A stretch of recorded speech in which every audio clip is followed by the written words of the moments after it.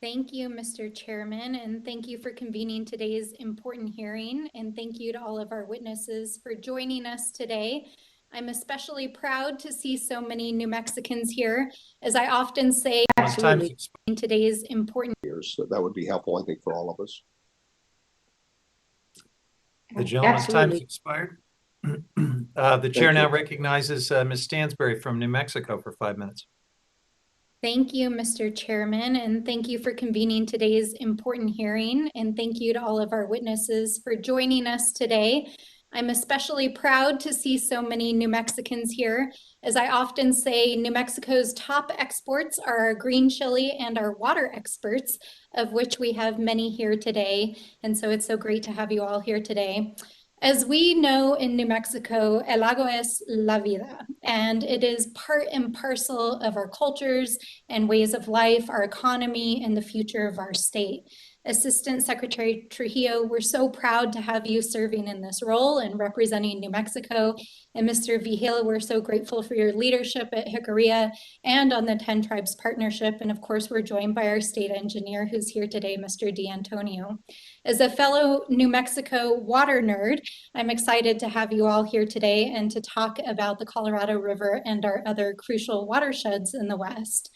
As we all know, our rivers and communities have been gripped across the West by a drought this year, but our communities are no strangers to water scarcity, as our tribes and pueblos have lived on these lands since time immemorial, and our acequia and land-grant communities have shared waters across many, many generations. But it is clear that what we are seeing today is part of a much larger trend of a changing climate. As temperatures are getting hotter, our snowpack is declining, and we're seeing fundamental changes in our hydrologic systems.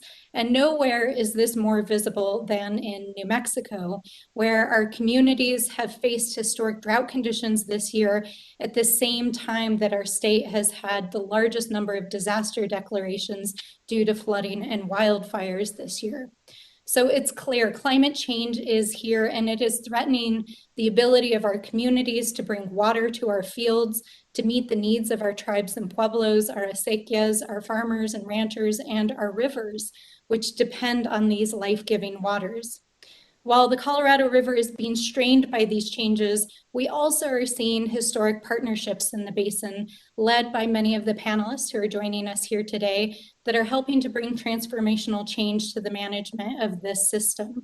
And these partnerships are crucial not only to the communities in the Colorado River, but to the Rio Grande Basin that flows through my district, which depends on water transfers from the Colorado to meet the needs of our communities and our endangered species.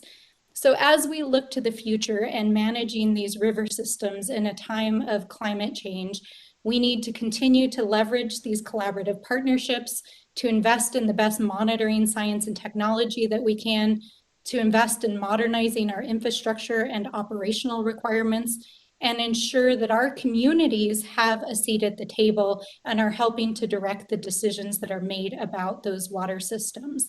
And I believe our job as lawmakers is to make sure that we are putting into place all of the changes that are necessary to empower our communities by passing transformational water policies, working to protect our tribes and pueblos, trust and treaty responsibilities and water rights, investing in our water management agencies, investing in resilient infrastructure as we're doing in the Build Back Better Act and Bipartisan Infrastructure Act, investing in our water science and data and technology, and protecting those rivers. That is our charge as public servants and caretakers of these sacred waters.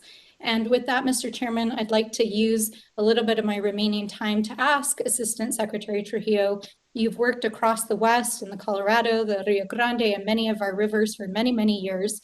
Can you please share with us what you think Congress can do to help lift up the best of these collaborative watershed efforts and what we can do to best support your work?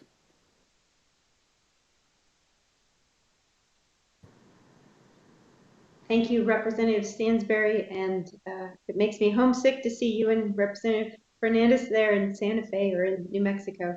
I I think the work that Congress is doing through the bipartisan infrastructure package is a great example of how that helps us do exactly what you mentioned in your remarks, where it allows us to improve our infrastructure, it allows us to do more recycling, to do more water planning and drought contingency planning efforts, and support the existing programs that we have.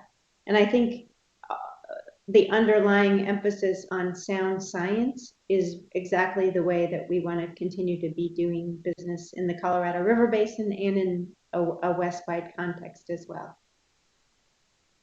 Thank you so much. And I see, Mr. Chairman, I'm out of time, but if you'll indulge me, I just want to say I'm really grateful also that we have Mr. Vigil here today, who is such an incredible resource on how we bring and make sure that our tribes have a seat at the table as we're directing and protecting our water rights for our tribes and our communities moving forward. So we're grateful to have you here today as well. Thanks very much.